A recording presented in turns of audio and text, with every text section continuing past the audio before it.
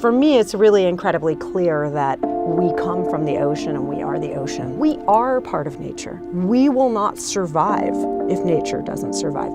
Welcome to this week's show, and I'm really pleased to have my good friend Dianna Cohen here, the co-founder of the Plastic Pollutions Coalition. The great thing about the kind of work that I do is I get to be around people like Dianna. She inspires me, and we're friends, so it's great to spend this time with you. In this program, we're talking to a lot of different kinds of people, and we all are recognizing that the fate of the earth and the fate of people are the same. And you have taken on a big challenge in your work with plastic, and we want to get to that. But before we do it, what's your story? I grew up in Los Angeles, California, so Southern California in the United States, and my parents loved the ocean.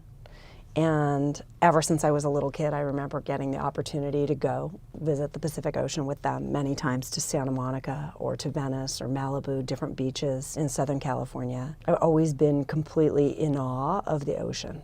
I don't actually think we live on a land planet. I think we live on an ocean planet. That's right, yeah. And I was a little accident prone as a kid. So when I think about cutting myself or stubbing my toe or nicking myself, etc., when I think about bleeding, when I think about crying, when I think about our tears, our blood, as an adult, when I got to be present for the birth of my niece, it's so clear to me that our bodies and the fluids in our body have salt in them and taste salty and are salty, and we create new human beings in a kind of salty spaceship inside of our bodies. So for me, it's really incredibly clear that we come from the ocean and we are the ocean. The ocean and being in the ocean and being in the sea is a place where I feel very comfortable. It feels familiar and not foreign to me. So I have a very strong connection to the ocean and love the ocean and can talk about it a lot longer if you want me to. No, you've done a good job. And I like that. And I kind of had an epiphany recently.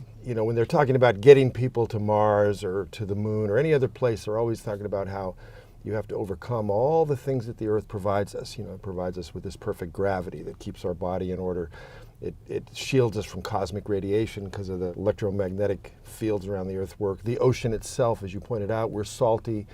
Life came out of the ocean, and we still carry that signature in our blood. Our blood is the same salinity as the ocean a long time ago. And the epiphany, or the thing that really got through to me recently, was it's not so much that the earth is a great place to be and that we have to think about those conditions when we go elsewhere. It's more that we are part of the earth-ocean system.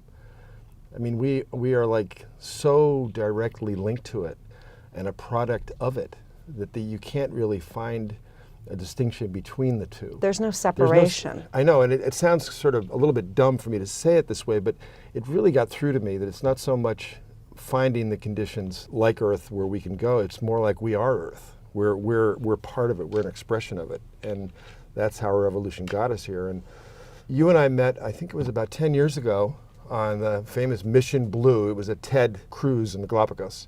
We both gave TED Talks. I'd never met you before that, and you were gangbusters ready to tackle and solve the plastic in the ocean problem. So you grew up excited about the ocean, but you didn't go from that into advocacy work on pollution in the ocean. You had an interim period. What happened there? Yeah, growing up, I did a lot of body surfing. And when I got to be when I was about 25, I took a PADI course and became a certified diver. And I would say my third open water dive was at the Cod Hole on the Outer Great Barrier Reef in Australia. And that was about 30 years ago. Wow. Which is an incredible time to get to go to the Outer Great Barrier Reef. Yeah. But along the course of that time, originally in university, I was a biology major. And that's a slightly separate but tangential story, in that when I was in junior high school, my mom was diagnosed with breast cancer, and when I was in high school, she died. And she died of a type of breast cancer that at the time they said was estrogen receptive. We now know that breast cancer is estrogen receptive. And interestingly, the chemicals, the plasticizing chemicals that are used to make plastics, are estrogenic. When something's estrogen receptive, it means that if the cancer is estrogen receptive and you're exposed to estrogen or synthetic estrogens, it triggers or feeds the cancer. Okay. That would be the easiest way to explain yeah. it. Originally, I was a biology major in college, and this is before I knew anything about plastic or the chemicals in plastic. So this was the course of my life. My intention at the time was to study medicine and do preventative cancer research. And at the same time, I had always been drawing, and I'd been an artist. I consider myself an artist since I was a really young child. So very interested in both nature and the natural world and science and biology, but also equally interested in drawing and art, rendering things and communicating things and using visual images to do that. I initially started out as a biology major. At some point, I tried to dual major in science and art. It was not possible. And I thought at the time that I was making a decision which was a cop-out, which in retrospect I think was not at all. I was following a very natural kind of internal heart course or rudder that I had. But I decided to change to studying art. And I began making artwork, and that was mainly focused around painting. And I began to make collage pieces at first using brown paper bags that I was cutting up and sewing back together, which came from the market and was part of that whole paper or plastic thing that was going on that began in the late 70s, early 80s. Did it start that long ago? Yeah, it did. Huh. And it's interesting because plastic bags really arrived on the scene at markets with the idea, and they were sold to us in that we were saving a tree. By choosing a plastic bag, you were saving a tree, which I think is interesting.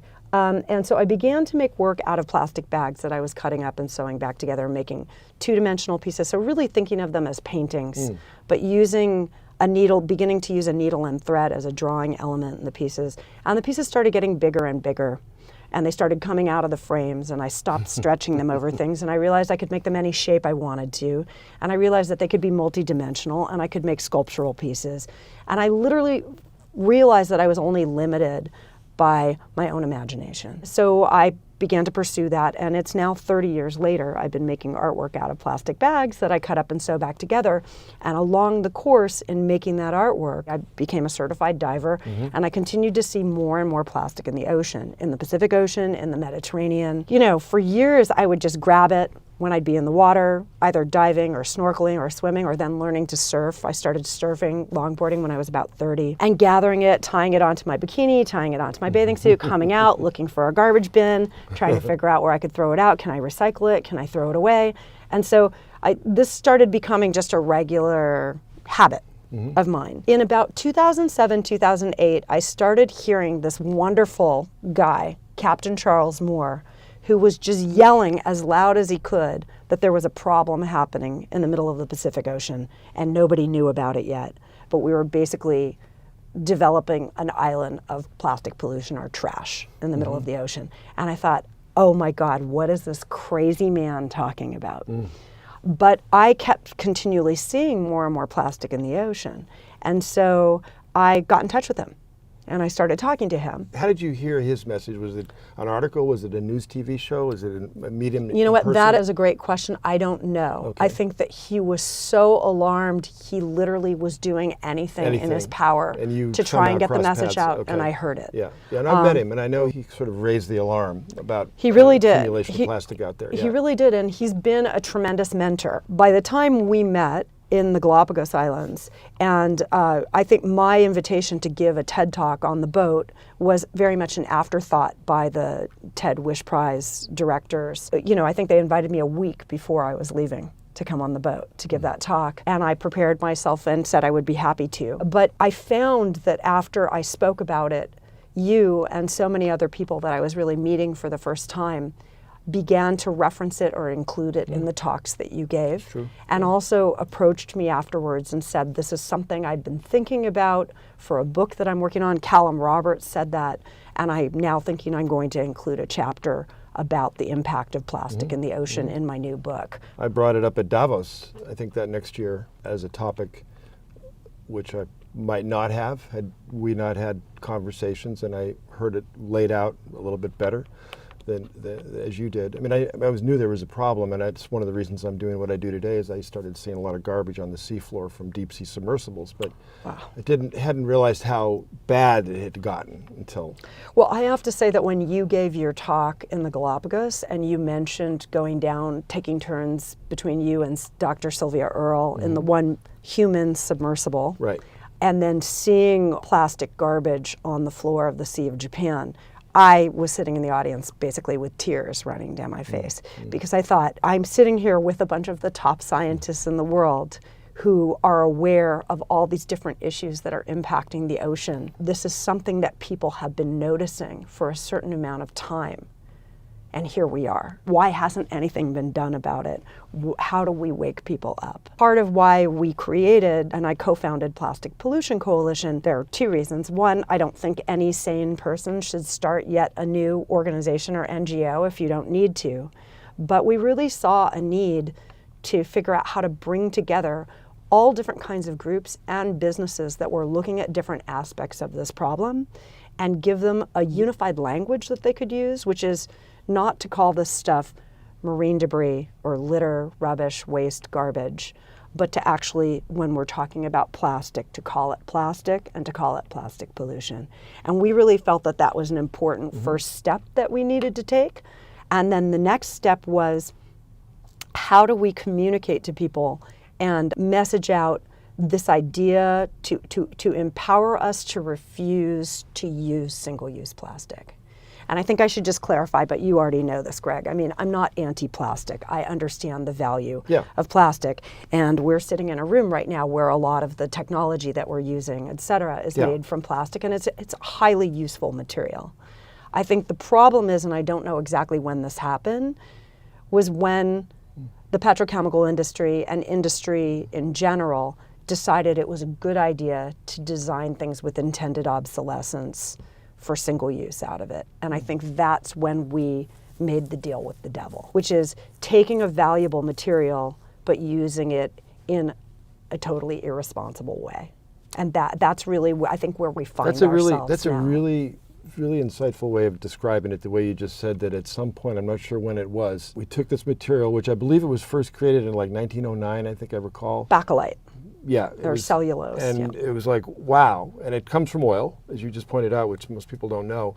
So it comes from an organic substance and inexpensive to make, incredibly diverse in terms of the kind of products you can make from it. Strong, weak, thin, heavy, it just had all these uses. And fantastic for a fence post or a bed frame or a window frame. There was a moment that you said that we started to use it with designed obsolescence. In other words, we would use it for a brief period of time and then throw it away. And they didn't think about the throw it away part, did they? Well, I'm not sure that whoever they is didn't think about it, but I think what happened is there's some language and terminology that we have to poke holes in a little bit. We have to reveal the truth about them. Is it really convenient to buy all of our food and beverages packaged in single-use plastic containers? Is that actually convenient? Or is that a kind of new definition of convenience that's been marketed, heavily marketed, and sold to us, sold to the public? And what's the truth of that? Isn't the truth actually that big oil and the petrochemical industry found a way to use a waste product that comes from processing petroleum, and by adding plasticizing chemicals like phthalates and bisphenols to it, they could make it supple, malleable, rigid, et cetera, and create all these different packaging or materials. So the basic stuff that makes plastic was originally a waste product from making gasoline or diesel fuel? Yeah, from processing petroleum. So it was being thrown away? It was probably being buried in big drums or dumped in the ocean in big drums. It was a waste product that companies had to figure out how to remediate it, basically, what to do with it afterwards. So plastic is really genius in a way. If you can just add some chemicals to it that make it transparent or translucent, and suddenly you can use it to sell people milk and beverages, and you can make things really rubbery and make all these toys for children out of it by heavily phthalating it and make it behave like rubber. You can do all these different things. It's a remarkable material. It's just remarkable. And you can also make it out of other carbon sources. It doesn't have to be made from byproducts of processing petroleum. You can make it from hemp, bulrush, corn, corn husk, sugar, sugarcane, potatoes, potato peels. I mean, there are many, many grasses. There are many things you can make plastic out of. I didn't know that either. Yeah. Okay, all right. You just can switch out the carbon source. All right. So as we watch this global movement away from a dependence on fossil fuels, I also think we're going to see more and more plastic options that are not made with petroleum-based carbon source for the plastic. Do they have different biodegradable characteristics if they're not made from petroleum? Is that where the... This is where the fact that I'm not a scientist, Okay, yeah, that's all right, doesn't that's allow all right. me to answer that perfectly. We have been part of a report that is called the Better Alternatives Now list, which was generated by 8 or 10 different NGOs, including the lead NGO on it was the Five Dryers Institute and Upstream Policy. And we have been part of that, and we are working on a third iteration of it that will be focused on Southeast That's Asia. great. Okay, well, But that also helps define oxy-biodegradables. Is something actually biodegradable? Is it actually organic? Does it break down? Is it compostable? Because Europe has different standards than the United States does, and it's a lot to decipher all of this right. different No, coding. it is very complex. I want to come back to that. But first I want to zero in on this time during the 20th century when we came up with this material and started using it in a way that was temporary and then to be thrown away. Most of it, I believe, ends up in the ocean. Isn't that what the science says now? That... We normally say that it ends up in the ocean and waterways and the environment. Okay. And the reason I say environment is because I'm including landfills, which are just holes that we dig in the environment, and I'm also including all of these different euphemistic waste to energy, pyrolysis, incineration, et cetera, because that's really just burning it. Right. Different forms of burning or incineration, and it creates particulate pollution. That goes into the atmosphere. So it's either in the atmosphere, in the land, or in the water systems. I like to think about the ocean now as starting in the clouds, Yeah. going down in rain through the land, over the mountains, down rivers, and into the salty part. Yeah. Let's call the big areas the salty part of the ocean. Yeah. Then the ocean evaporates up into the clouds, and the ocean moves back over the land and comes back down. I see it as one big system now. It is. And not ocean here and freshwater there. It's really one system. So It is. So the plastic is there. An awareness came about that it's not going away, and it just started to build up and build up. And you struck out, started ringing the alarm, and began to, okay, well, what are we going to do about it? Have I got the narrative about right? Yeah, the narrative's right. Well, there's actually something, though, that I've really come to understand better related to what you're talking about, which is that the ocean is a whole system. Like our planet is a whole ocean system. The ocean creates every second breath that we take. The organisms that live in the ocean are creating oxygen for us. All of these different things that make us so heavily dependent, and our existence deeply interconnected with the ocean, not a separate thing. But something that I've only really come to understand the bigger picture of this issue in the last couple of years is that our use of plastic and the whole system that supports using plastic and single-use plastic and the way that we use the material is toxic and disproportionately impacts people in lower income communities from extraction and war and use of resources through manufacturing, through transport along the whole way, through where people purchase things and how they use them and buy them and prepare food for their families and store it, et cetera. And then it's instantly a waste management issue. So it's an end-of-life problem, oftentimes, again, incinerated or ending up in a landfill or some kind of processing plant, which is generally based in a lower income community, and seeing higher levels of asthma and all kinds of health problems in these places from the incineration or the burning. And so back to that idea that there's a kind of convenience or that we are using a cheap or inexpensive material.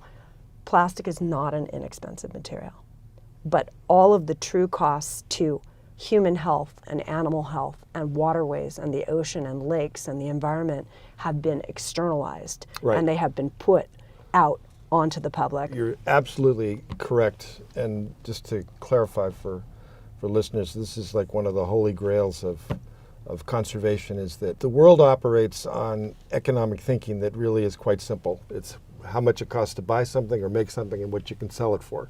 It does not have any extended measurement of the impact of that activity on the environment and then what the changed environment costs us humans in terms of health, regeneration, all those, you call them externalities. I'm not an economist, so I can't really speak to it, but it's a tough one, you know, and a lot of my work has been geared towards trying to put dollars on the value of nature and the value of when you lose that nature, what's it worth? And unless you can see it in a bank account statement or some tangible way, it's very hard to convince policymakers and people even to understand those externalities. So you're right, the cost. But Greg, how do you put a value on clean air?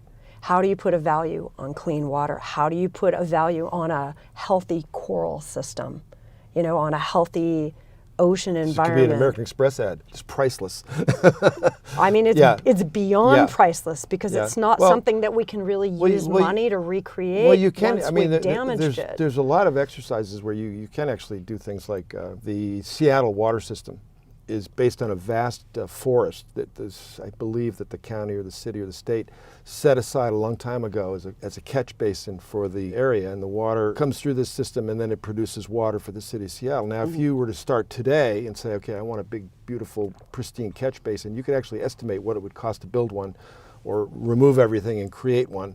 So people have done that. They've put billions and billions of dollars. Similarly, off the coast of Galveston, Texas, someone started looking at the sand dunes and the banks and said, hey, these are really great protection against hurricane waves.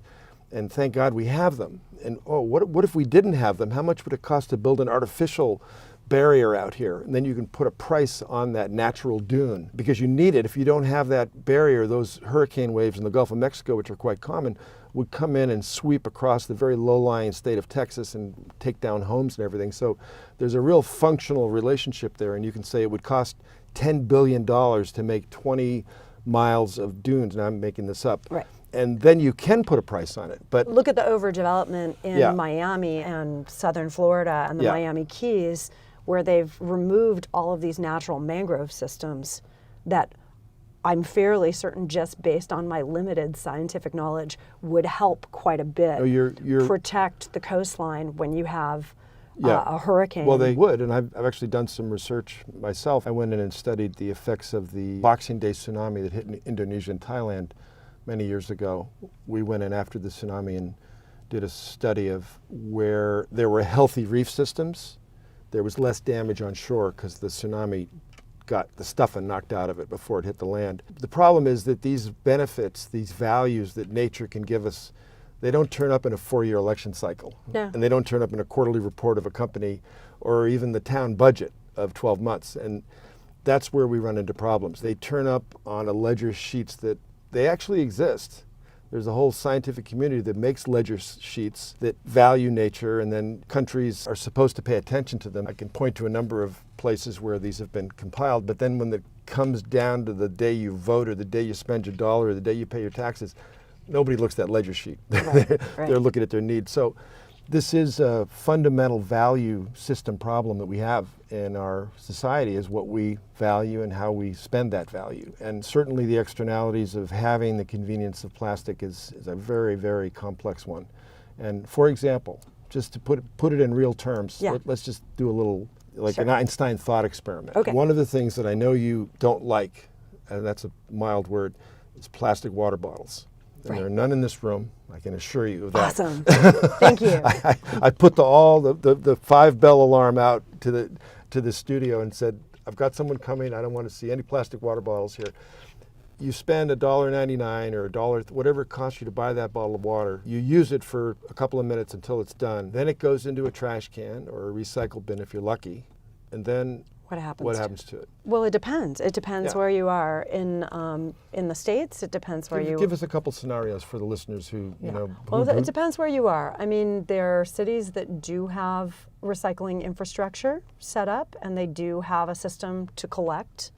Not everything that people use that's packaged in plastic, but some of it. Okay. Unfortunately, there are only a couple kinds of plastic out of those 7 different kinds that have value. But generally, the materials that plastic bottles, water bottles, are made from do have value. Okay. One would hope that those are collected. Value, and that they can be recycled and you make something else out of them. Yeah, but I mean, I'm going to segue. I'm much more interested in buying something in a glass bottle and imagining that that glass bottle could be recollected, sterilized, and refilled. Right. Which in my personal opinion is less energy than manufacturing a new plastic bottle. Now maybe someone from Coca-Cola would argue that with me. Okay. Well, what I'm interested in is like a worst case, best case scenarios for the person who drinks a bottle of water. Best case they can possibly imagine is that it gets into a recycle bin, and it's the kind of plastic that can be recycled, that has some value, and it's used for something else. That's the best case, I'm guessing. And the Yeah, worst, I mean, I don't really see that as a best case scenario, though, for twofold. One, it's made with chemicals. well, best case is they don't have it in the first place. Well, but I mean, it's made yeah. with chemicals that are plasticizing chemicals that may have leached micro amounts into No, I understand into all the that. Yeah, beverage yeah. and may be impacting or affecting your health as the consumer, the person who's drinking out of that. That's one. Two, in the United States, our recycling rates were already pretty shabby. Yeah. I think as of 2014, it was less than 9% of all of the plastic that we use in the US is recycled. And I say recycled like this because it's actually downcycled or turned into something lesser. It's not necessarily turned into the same thing again. Right. And that has to do with the polymer chain. I'm not a scientist, but weakening, and so you can only have up to 30% recycled material, and the rest needs to be virgin, et cetera. Right. But also think about how much energy and the resources it takes to manufacture one plastic water bottle. I know all that. We're going to get to that. Okay. So stay with me here, because Okay. I'm trying to get somewhere that I think you want to go. Okay. But I'm trying to get to the externalities. So Right. But so hold on, let me Yeah. just stick with Okay. where I was for a second. So Jan Dell, who's a chemical engineer, worked with us and put out a report last year, and based on the China sword, which is China declaring that they're no longer going to take our recycling materials, what we were about to see is that by the end of 2018, our recycling rates in the US drop into the 4%, it's like 4.6 or 4.4%. And at the current rate we're going, by the end of next year, so by the end of this year, 2019, to see that rate drop further to 2.6%. So our recycling rates in the US are pathetic. And what I always say to people, because they're like, well, can't you recycle this? Recycling is a great idea, okay? Yeah. And I don't want to dissuade people. If you live in a community where you have a recycling bin, say a little prayer and put that thing in the bin and cross your fingers and light a candle. And that's what I do, right? Okay. But also try not to buy everything packaged in it, just in case nothing's really happening there. Right. Just in case.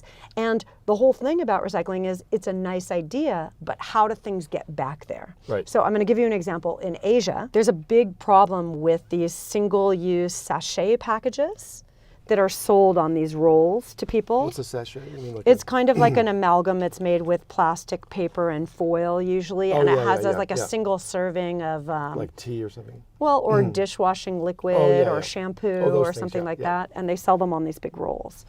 And they're very convenient. I've talked to friends who are Indonesian who like them because they don't have to carry products with them when they travel. They can just buy a couple of these if they need them and use them while they're traveling, and they don't have to carry larger containers. This is a nice idea, except what we're seeing at beach cleanups in Manila and on Freedom Island, in Indonesia, is that the top plastic pollution that's washing up on beaches and coming down river tributaries in Southeast Asia are these sachet packets.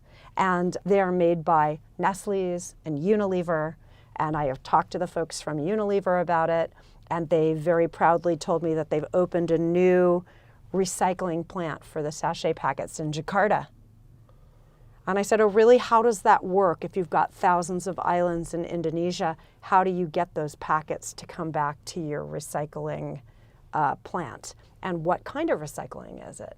Is it chemical recycling? And it turns out it is some kind of chemical recycling. They weren't super clear with me about it. But so what I'm just saying to you is it's all a really nice idea. Yeah. But I mean, I don't buy Cliff bars or granola bars. You know why? Because I don't care how badly I need a little bite of something when I'm on the go. Right. I'll eat an apple. I'll eat a banana, but I don't need to buy and open something that's coming in its own little plastic, mylar, foil, amalgam container. because I don't want to contribute. Do you to see that. a lot of these sachet things in the ocean? Do they end up Yes. floating around? Yeah. What are the top items that end up At beach cleanups? Yeah. Well, surprisingly, a lot of people are not aware of this, and as an ex-smoker, I'm more finely aware of it, but cigarette butts are one of the number one things that are found at beach cleanups because the filters are made out of plastic, and most people don't know that. And I'm sure smokers, well, two things. One, it's kind of horrific to realize that you're pulling a hot flame and tobacco, you're pulling smoke through a plastic filter into your lungs. That's pretty gross, right there. But then people make this association, and I think it really has to do with advertising, that cigarettes are somehow natural, or you're out in nature and you're thinking it's really been sold to us through advertising and the Marlboro Man and all of this stuff, and you put it out on the ground. I hope we'd be past that by now. Well, Marlboro Man stuff. But I'm just saying, you put it out on the ground and you imagine it's just paper and it's going back to the earth, but it's not. It's plastic, and it will last for a long time. So that's one of the things that we find.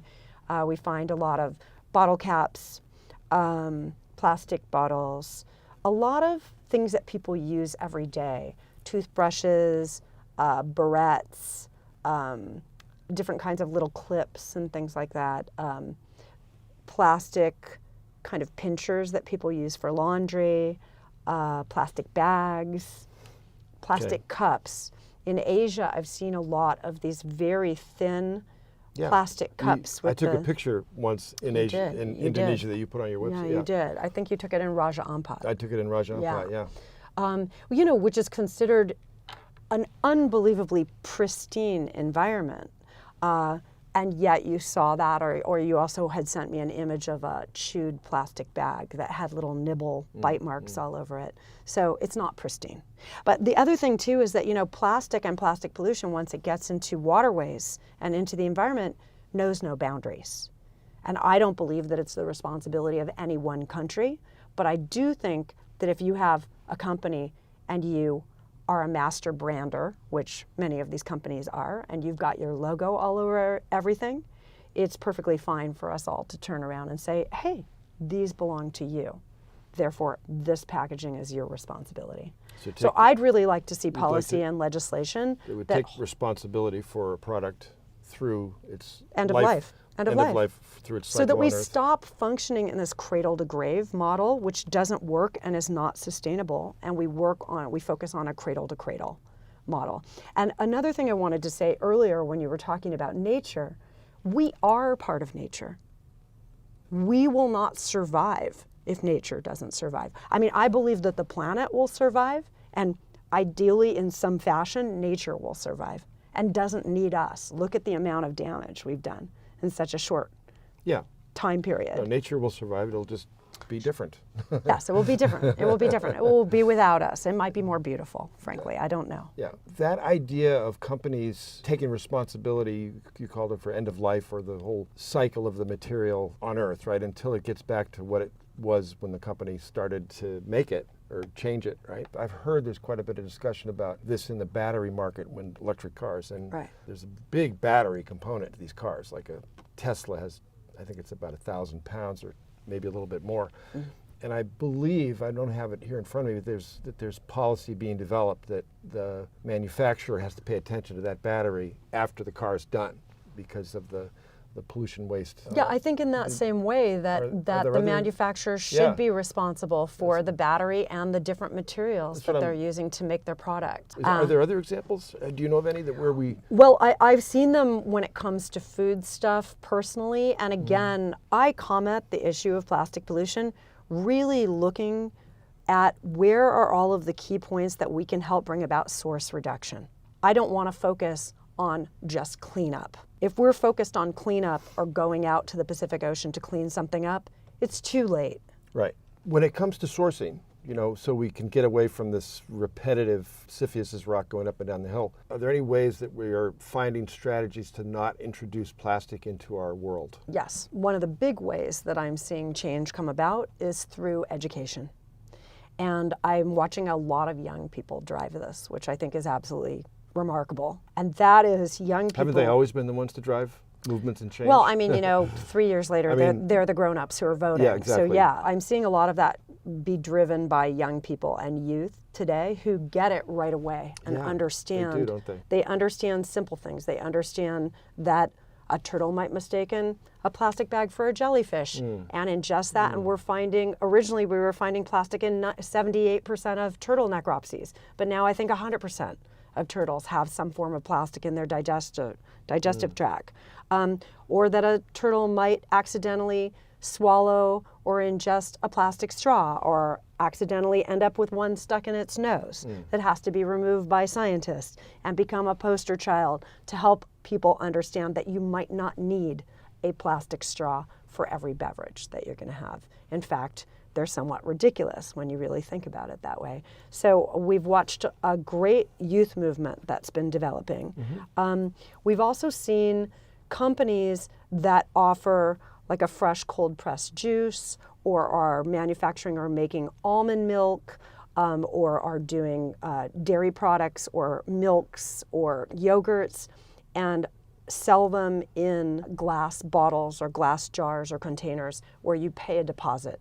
And they've set up a more localized deposit system with local markets or local farmers markets, where you have a delivery system. You're paying for that by paying into the deposit, and you are returning those containers afterwards.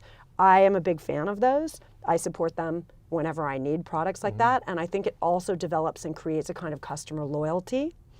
Also, nationally and internationally, we're seeing a number of refill shops open up. So shops that have what we saw also in the 60s and 70s at health food stores, which was a kind of bulk bin where you could come with your own bags or glass jars or containers and fill those up, weigh them before, weigh them afterwards, and just buy the product and use your own containers. So we're seeing a really interesting move with that. And then also different models where they're either replacing the material, so it's not plastic, with something made from seaweed or algae, that is 100% non-toxic and has the same kind of qualities that we associate with plastic, so can be used that way, as well as incentivizing people bringing their own cup or their own reusable bottle or a kind of bento box or lunch container. I mean, I carry in my purse my bamboo utensils with me. I've got some you've given me over time. Yeah. Yeah, and my stainless steel straw, and I usually bring some extra ones. We'll make sure that we have a link to your website and maybe some of these details. Sure. Because when this is aired, I'm sure people are going to want to know.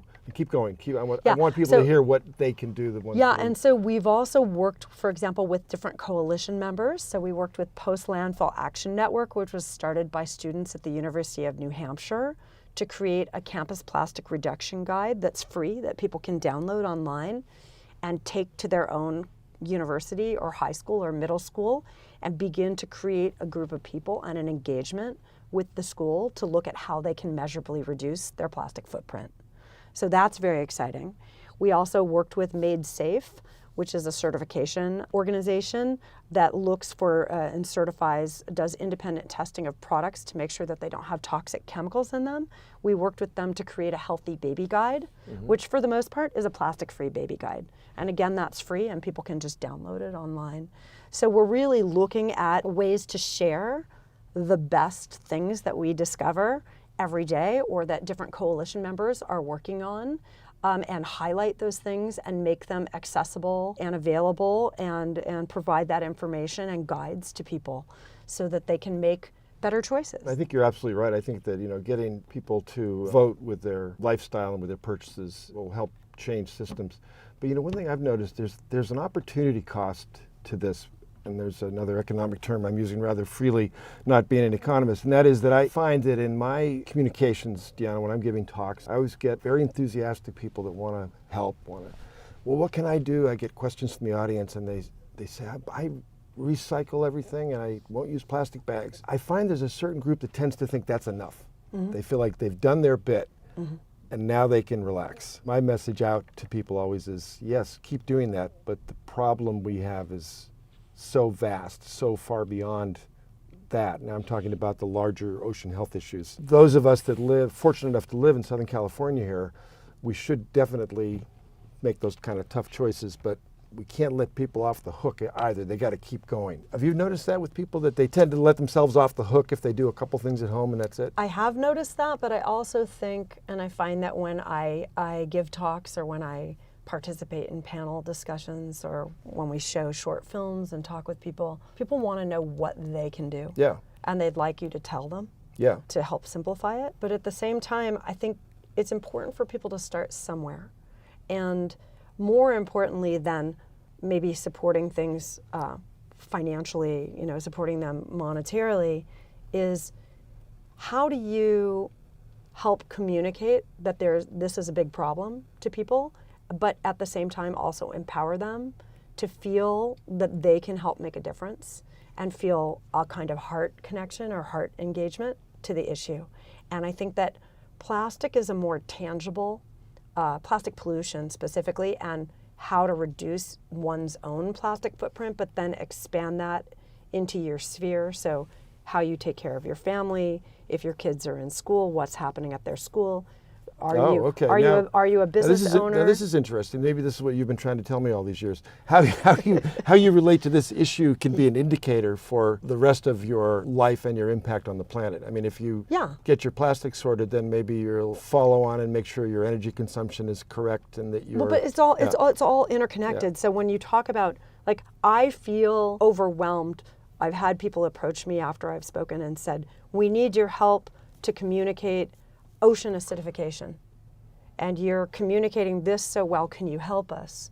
And I don't really know. I'm like, that's not my area of focus. It's certainly not my area of expertise to say you should do A, B, and C. But aren't these things interconnected? So if we're looking at how to move away from our dependence on fossil fuels, if we're looking at how to stave off or address climate change, part of that is our dependence on fossil fuels and our dependence on these different carbon sources. So if we begin to reduce our personal plastic footprint, and like I said, expand that into our family, our school, our neighbors, our friends, our place of work, our business, if we're a business owner, if we're involved in politics, at the local level or the state level or a federal level or internationally, can we expand it into that? It grows exponentially, but people have to understand it first in order to care. It does seem like the time has come for plastic. 10 years ago when I first met you, very few people were thinking about it.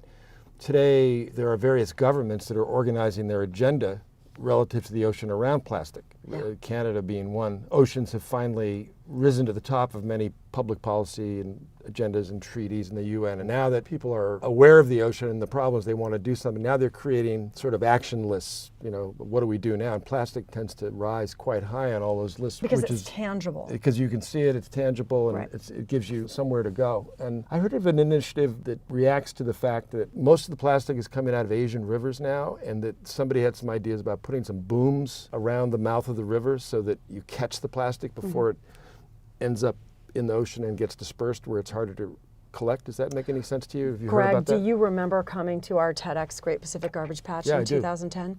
So I don't know if you remember, a very intelligent, charismatic woman got up and spoke named Suja Lowenthal, who at the time was the vice mayor of the city of Long Beach. And she explained in her talk that the city of Long Beach spends $2 million a year with booms and cranes to try and catch all of the plastic pollution that's coming down the mouth of the LA River. And she talked about how she would much rather spend that money on schools and fire department and police and infrastructure for the city than this plastic garbage. Right. And she was angry about needing to spend this kind of money and resources on that, and the different machinery that they needed to rent and own and purchase to try and keep up with it. Putting booms or something to catch things at river mouths or higher upstream on rivers is not a new concept. Right. And there are a number of different scientific research teams and businesses that are launching different kinds of products, different kinds of boomy things. Boom things that are collectors. And I do think that it's smarter